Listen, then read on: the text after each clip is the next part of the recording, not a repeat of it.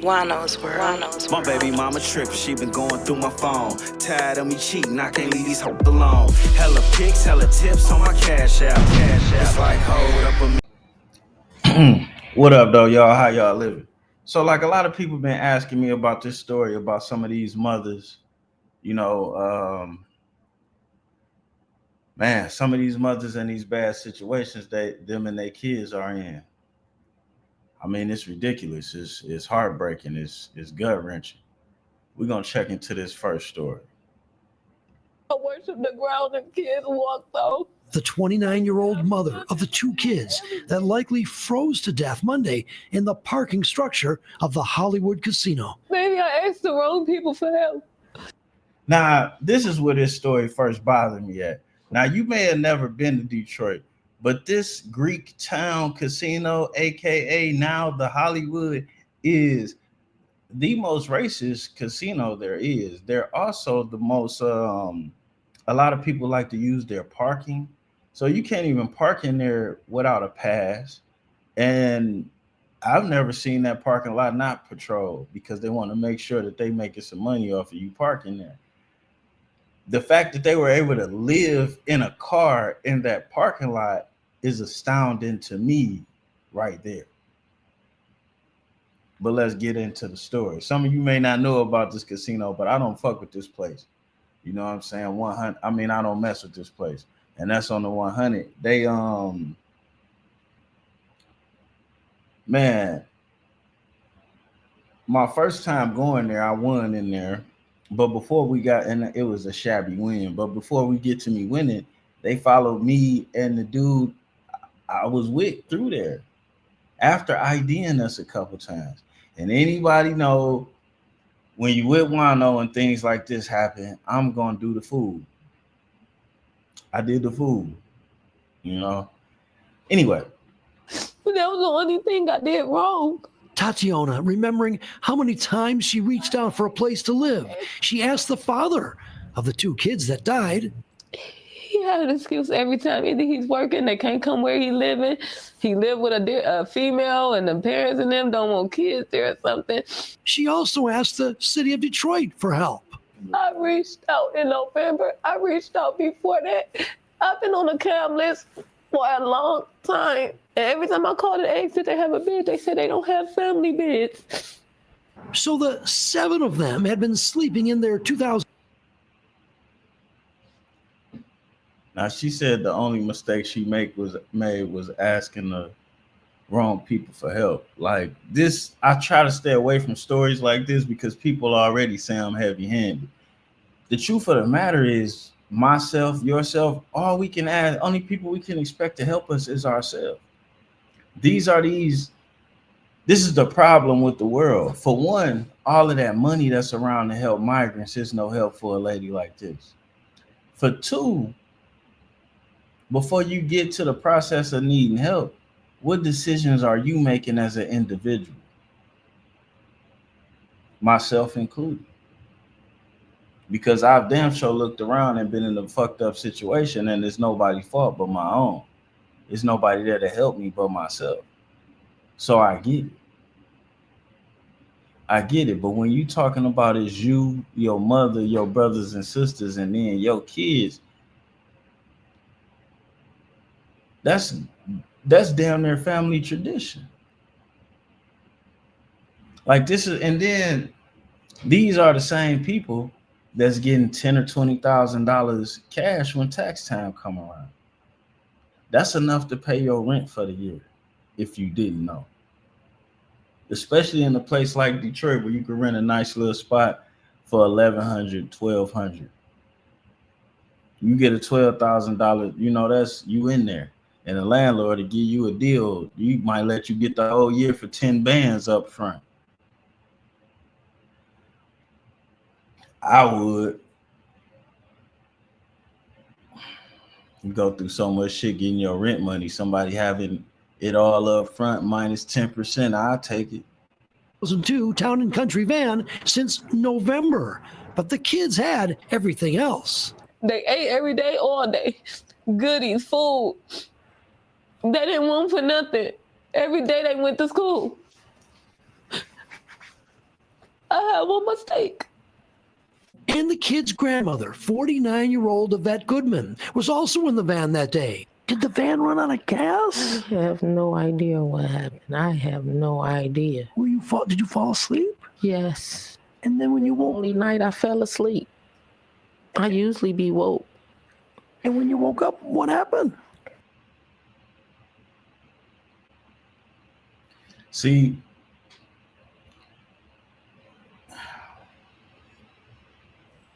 my grandson wasn't moving. A GoFundMe account has been set up to help the family. That's one of the reasons we did set the GoFundMe up, so she will be able to have housing for herself and the children, her other remaining children.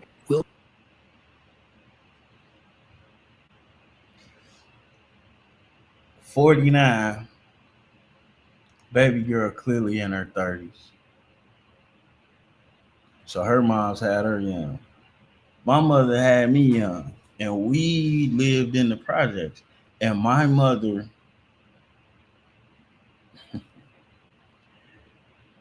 refused welfare and child support. And we went through a lot of struggles, but it taught me a lot of things. My mother, like these women too, was also against home ownership. When I first started getting money, she wouldn't let me buy her a house. She just now became a homeowner. Now she fully understands what home ownership is. You got to own a piece of land. You got to. So you always got somewhere to go. A lot of, and women in these situations, she did ask the wrong people for help because she can get a house with no money down. And then be able to get different resources to pay her mortgage. Like they do have programs for her, but we not necessarily sharing that knowledge. And like she said, the kids ate every day, all day. That's that democratic shit. So they got a bridge card, but we can't put her in a situation. She can't afford childcare. She can't afford what it would take to be able to actually keep and maintain a job. And then you got the same thing with the mom, 49. That's another thing that bothers me. Like why? Why is it you, your brothers? But I know how. People get distracted and they allow other things to become more important than what they need to be doing for themselves and their family. You know, I was renting a house to a young lady. She had like 7 kids. I didn't know this till after I rented the house out to her. At first, she was paying her rent, doing whatever, and then like the neighbors say, some dude came, and then he brought more people. Then it's all type of stuff. House getting shot up. Now the house ain't clean. Now she ain't paying her rent. The door always open. All kind of craziness going on. So I had to evict her. Did I want to do that? No. But I can't. I'm liable. I can't have this going on. But before I got to evicting her, she had just left. Left kids there, clothes there, left. And then I find out that she had a kid that came up missing or had been killed. One or the other. And I'm looking at her behavior. And it's like, were you opening the door for this type of activity with your behavior? And then there's no accountability for you at all. There's no one to do anything. And people be like, call CPS. CPS ain't doing shit to some of these slum ass mothers, man. Believe that. If you call CPS, you're gonna spend more time answering questions about yourself. And I found out about this on my way into work this afternoon, and answering questions about yourself than you is, and that's that. But then we fast forward over to this story right here. And there are no words. I mean, this is absolutely horrific. This is by far, I think, one of the worst stories we've ever covered here at Fox 2. And I want to warn everybody out there that the details are very disturbing. If you think about the horrific ads you see on TV to spur donations for animals that have been abused or are living in terrible conditions, multiply that by 10. A horrible story of abuse and abandonment. Investigators say 3 kids were living in a condo on Lydia Lane in Pontiac for years, alone in horrific conditions. There was garbage, trash piled 3 and 4 feet high, covered with feces all through the house. It doesn't look like the toilet or the bathtub had been usable or workable for quite some time, primarily because of the feces and trash.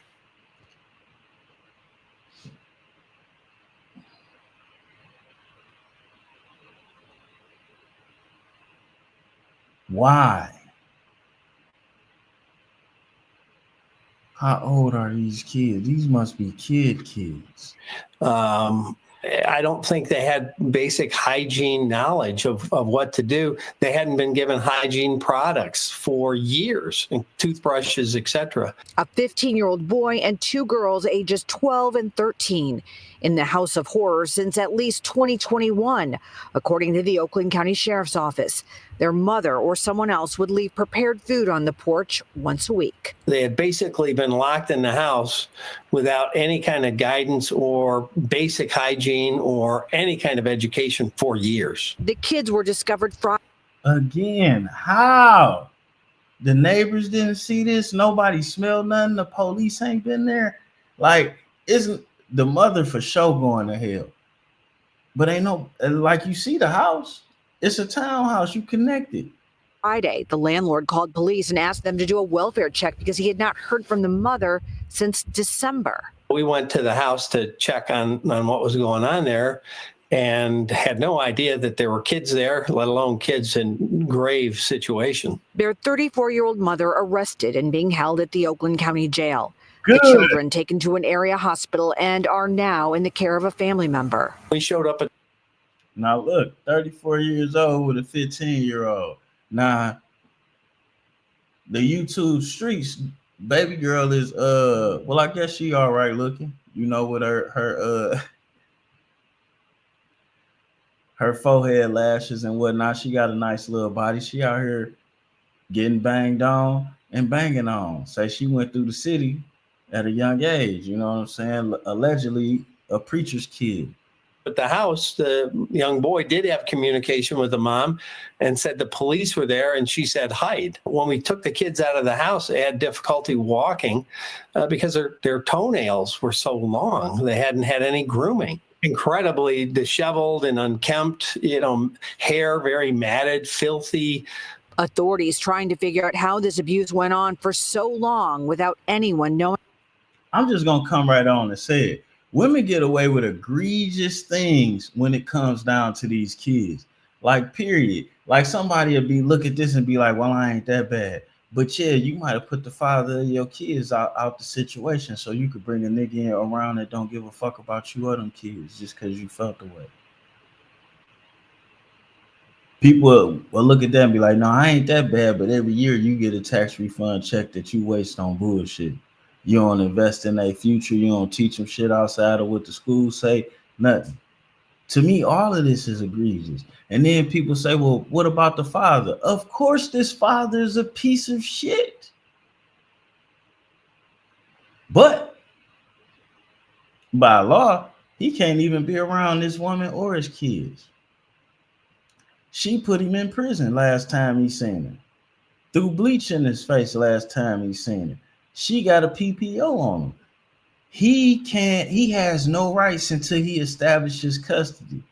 What a lot of people don't know is when you in a relationship, well, not when you in a relationship, when you have a kid with a girl or whatever, you basically going on an agreement that y'all got between each other. And when that agreement goes wrong, before you can get any type of rights, you have to establish paternity.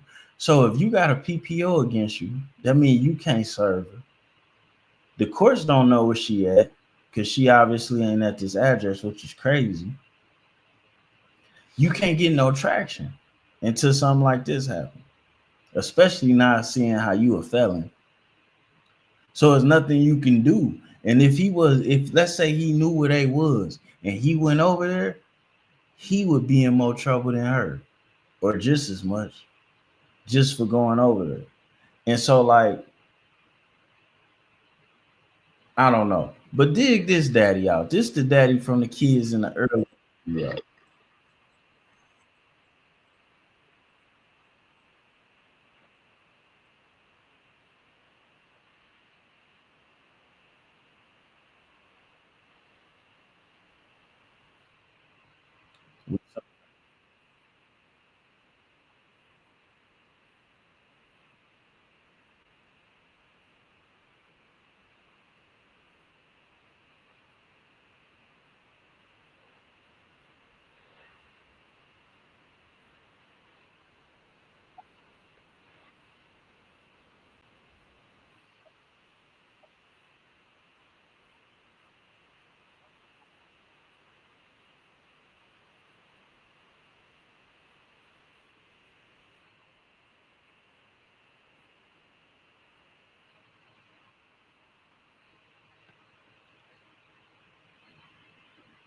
You know, I have 4 kids, 3 different mothers. None of them understood why I forced them to become homeowners. I don't think they even appreciated it. I don't think they fully understand the value in owning your own home. This dude right here, I don't know what to say about him. What I am gonna do is tell you about me. You can't call me about my kids and I not come get them. I mean, I don't give a fuck if the bitch going on a date, bro. I don't want my kids around none of that shit. To be honest with you, if I had it my way, my kids wouldn't know nobody but me. Like, I don't have no excuses for this dude. You know what I'm saying? I don't have. And then how you not know how your baby mama living, bro? What kind of condition was your kids in when you last seen them? This shit happened on a Monday, Tuesday. They wasn't with you Saturday and Sunday, bro. Where did you drop them off to? You know, I got real questions from the father's perspective. You telling me she do the pickup and the drop off for school? But then, like I say, earlier in the video, it's a whole lot of unaccountability because I wouldn't dare leave the responsibility of drop off and pick up of my kids throughout 7 days to no woman. I'm not leaving response. Man, I hope the mothers of my kids don't see this. I'm not leaving responsibility of shit to do with my kids outside of making a goddamn appointment to their mamas. And I got some real responsible, I ain't perfect, but you know what I'm saying? So like, dog, we out. This shit is sad. Back-to-back stories in Michigan. We got to do better. And this is the problem. This is what Trump is talking about. This whole democratic mindset on the titty. And it's like you got the idea that somebody's gonna come along and help you. Nigga, you gotta help you. You gotta save your money. You gotta work. And the government need to make sure you got the opportunity to do these things and you can stack your bread without somebody taking all of it. It's a 50-50 thing here. But don't you dare sit on your ass and just expect somebody to be there for your bad decisions, bro. Or sis. We out. Man. Oh man.